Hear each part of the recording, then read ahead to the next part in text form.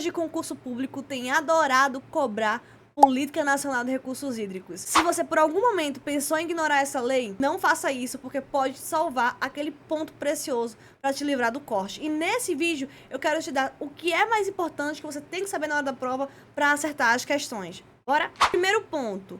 O que é mais alvo de cobrança em fase objetiva e até mesmo discursiva?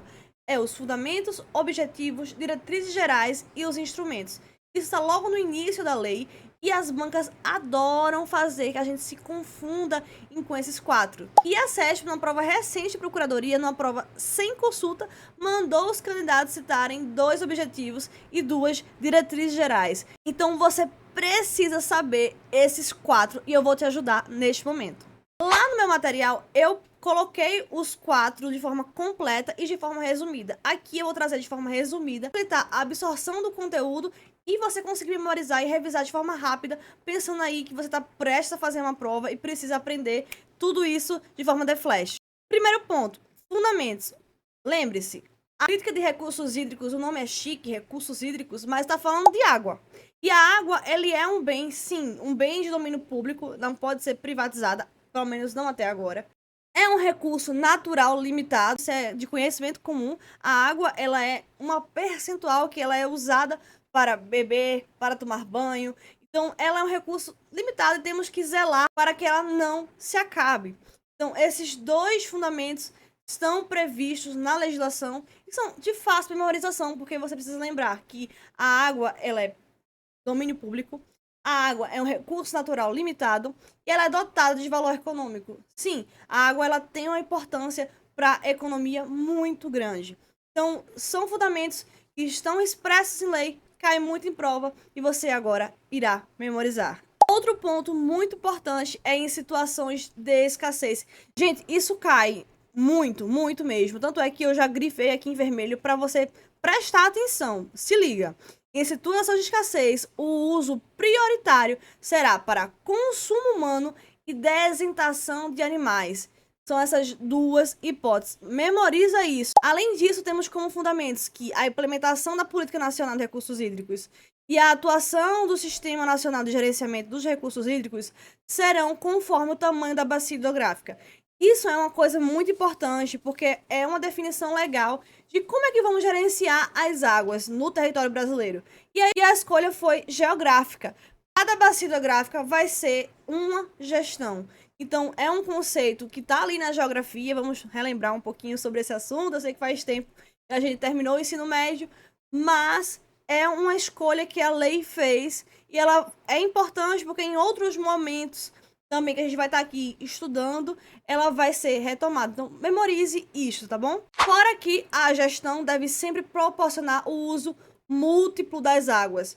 Lembre-se, a água é usada de várias formas. Para Nestlé de um jeito, para produção de jeans é outra, produção de gado, plantação. Enfim, existem vários tipos de uso da água e que em certos momentos elas são conflitantes.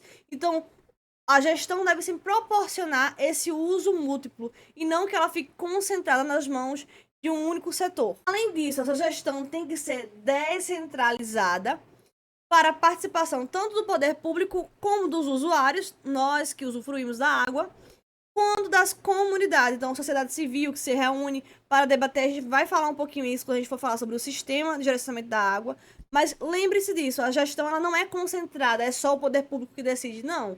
Temos que dar participação para todo mundo que é interessado no uso da água, beleza? Esses são os fundamentos. Objetivos são definir padrões de qualidades adequados. Imagine que uma água está ali contaminada, vai ser utilizada para poder beber. Não, temos que ter padrões de qualidades adequados. Uso racional e integrado. Lembrando sempre, minha gente, a água é um bem limitado, então temos que racionalizar esse uso. E, além do mais, tem que ser integrado com as suas formas de utilização. Prevenção e defesa. Incentivar o aproveitamento de água de chuva, águas pluviais. Então, esses são objetivos de forma bem resumida. Recomendo a leitura completa do artigo que trata sobre isso, mas aqui de forma resumida, para você memorizar, é isso daqui. Porque vai que você pega uma prova que cai de novo, para você citar 2 objetivos, você pelo menos lembrando assim, é mais fácil do que lembrar a frase por completo. Beleza? Outro ponto, os instrumentos. Como instrumentos, nós vamos ter os planos de recursos hídricos. Isso aqui a gente vai falar um pouquinho mais pra frente. Mas os planos de recursos hídricos nós temos tanto em âmbito nacional como por bacia hidrográfica. Então nós temos esse plano é a definição de como é que a água vai ser aproveitada. Porque veja, como eu falei, a água tem vários interesses em jogo. O interesse da empresa Nestlé na água é de uma forma. Eu e você que vamos beber água no dia a dia, esse é ter uma água adequada para o consumo humano cotidiano. Então, o plano, ele reúne essa quantidade de interesses e define e traça como é que vai ser estabelecido aqui. Calma, cada um tem um interesse numa parte da água, mas como é que vamos conciliar isso daqui? O enquadramento dos corpos de água é também um instrumento muito importante. A outorga e a cobrança, eu destaco esses dois aqui, porque são os instrumentos mais explorados e definidos na lei, e que a gente vai falar um pouquinho mais sobre eles, mas veja, a outorga é a autorização para poder usar a água diretamente, e a cobrança é uma forma de controlar o uso dessa água. Então, quem usa mais, paga mais, então esse impacto é mensurado através da cobrança. A compensação e os sistemas relacionados ao gerenciamento da água. Lembrando que isso aqui é a versão resumida para facilitar, para você memorizar e não ir para a prova sem saber. Mas recomendo novamente que você veja a versão completa. Aqui é uma revisão direta ao ponto do que você precisa saber na hora da prova, ok? As diretrizes gerais, nós temos gestão, adequação, articulação e integração. Eu fiz esse detalhe aqui do ão, porque é uma forma de nos ajudar a memorizar o conteúdo. Mas eu não vou aqui relendo, tá aqui na tela para vocês podem tirar print e trabalhar dessa mesma forma como eu trabalho. Eu amo construir resumos, sejam direto ao ponto, daquilo que eu tenho que saber na hora da prova. Por isso eu comecei a criar resumos, porque eu via que é muita coisa para estudar e eu precisava de um material para quando tivesse ali na véspera de prova, as 2 semanas que antecedem a prova, eu conseguisse revisar ao máximo tudo ou quase tudo que eu tinha que saber na hora da prova. Então, essa é a lógica que eu quero transmitir aqui para vocês, para que você memorize aquilo que é mais importante. Vamos falar da outorga, um instrumento super importante que cai muito em prova. Aqui eu quero destacar os pontos mais importantes deste assunto. Veja, a outorga de direito de uso de recursos hídricos é a autorização para quando a gente precisa usar a água direto da fonte. E essa outorga ela é concedida pelo poder público por um prazo. E esse prazo cai muito, já sabe, né? Tem um decoreba, a banca vai querer que você decore e saiba na hora da prova. Então, esse prazo é de 35 anos. Pelo amor de Deus, memoriza. 35 anos. Renovável. Então, esse prazo, ele pode, sim, ser prorrogado. Importante, esta outorga, ela não implica na alienação da água, porque ela é inalienável, ela não é de propriedade privada. É um bem de domínio público. Ela apenas concede o direito de uso, beleza? Seguindo, quem é que deve solicitar essa outorga? Mas são os usos sujeitos à outorga. Isso aqui, ó, hashtag memorize, porque dentre esse conteúdo da Política Nacional de Recursos Hídricos, é um tópico muito cobrado. E eu até coloquei umas imagenzinhas para facilitar a memorização, porque cai muito. Gente, a derivação ou captação da água, isso é quando a gente compra aquele galão d'água para poder beber, não é? Então, quando aquela empresa, Santa Clara, não sei qual é aqui aí no seu estado, mas as empresas que fazem a extração de água, elas precisam da outorga. Outro exemplo é o poço artesiano, que a lei fala extração de água de aquífero subterrâneo. Um nome chique para dizer assim, questão de poço. E essa questão aqui de poço artesiano cai muito em prova. Inclusive, provas de procuradoria tem caído de forma recorrente. Ele fala ali uma questão, caiu na AGE Minas. Um condomínio, porque é muito comum, principalmente aqui na minha cidade, eu vejo muito isso. Condomínios que tem poço artesiano. Então, essa questão da outorga, ela é muito necessária. Tem muitas situações de que pessoas fazem poço de forma irregular. E isso é uma coisa que a lei não permite. Inclusive, se trata de uma infração prevista nessa lei. Não pode perfurar um poço artesiano e extrair água de lá sem a devida autorização. Lançamento em corpos de água, de esgoto e demais resíduos. Então, as indústrias, né, que vão lançar os recursos dentro dos rios, dos mares. Então, nessa situação também precisa de outorga. Usinas elétricas, que são aproveitamento de potenciais hidrelétricos. Então, essas situações que têm um grande impacto. Toda vez que a gente tem uma usina hidrelétrica, aquilo ali vai produzir um grande impacto no ecossistema. Então, precisa de outorga. Outras situações que afetem o regime, a quantidade e a qualidade. O que, Rebeca? Essas outras hipóteses seria, por exemplo, as barragens, os reservatórios, porque eu estou mudando o curso da água, eu estou retendo a água no lugar que ela não era antes. Isso tem um grande impacto ambiental e precisa de outorga também. Agora veja, a lei traz as hipóteses que são obrigatórias, mas também traz hipóteses que são as exceções. E exceção é algo que as bancas amam, porque às vezes você memoriza a regra e aí, mas tá, e quais são as hipóteses de exceções? São essas aqui, hashtag tatue na testa, porque, nossa, cai muito, muito, muito, muito. Então, essas 3 hipóteses aqui. O uso de recursos hídricos para pequenos núcleos populacionais rurais. Não aquela pessoa que está ali na roça, né, ela às vezes nem chega água lá nela. Então, nessas situações, a lei dispensa a outorga.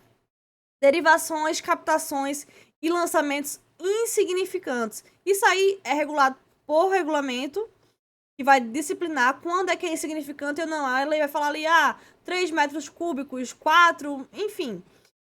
Essa especificação é um detalhe que vai estar em regulamento próprio. Mas aqui, para efeitos de prova, é você se lembrar dessa palavrinha aqui, insignificante. Se é uma acumulação de volume de água insignificante, se é uma derivação insignificante, aí nesse caso a outorga está dispensada, ok? Além disso, essa outorga poderá ser suspensa de forma parcial ou total se não cumprir os termos outorgados. Também se o uso não for utilizado ali, a ausência do uso durante 3 anos consecutivos.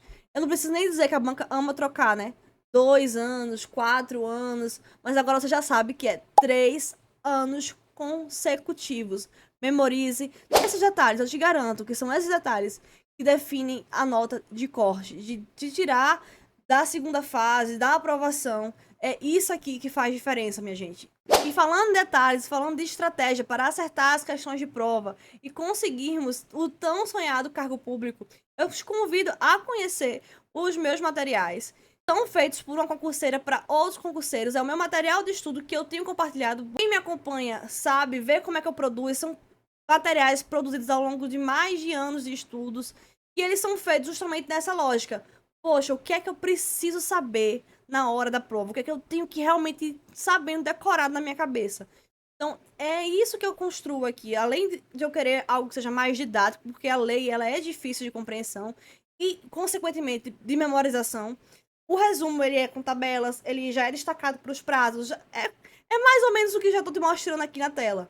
Então, se você tá gostando desse estilo, por favor, clica aqui no link abaixo, conhece, descobre mais sobre esse material.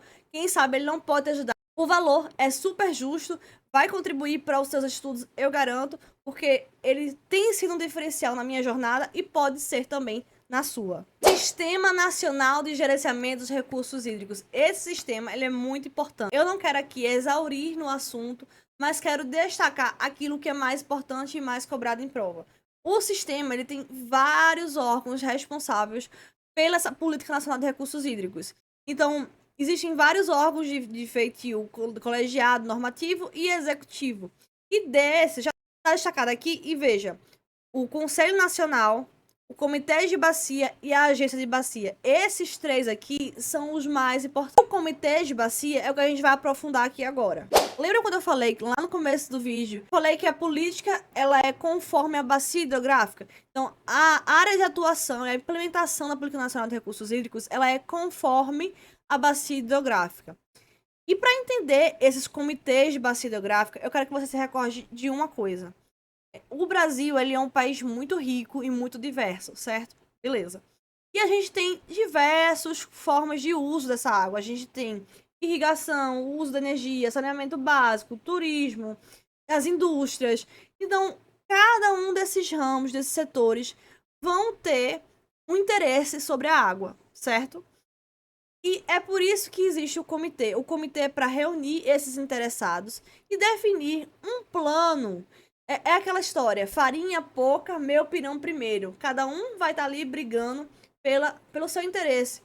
As tribos indígenas vão ter interesse na água, os pescadores vão ter outra. Então, por isso que os comitês de bacias são integrados metade com os usuários e entidades civis, são as pessoas que vão estar ali diretamente interessadas, agricultores, entidades civis, representantes do campo rural, e metade será do poder público. E aí nós temos poder público nas 3 esferas: União, estados e municípios.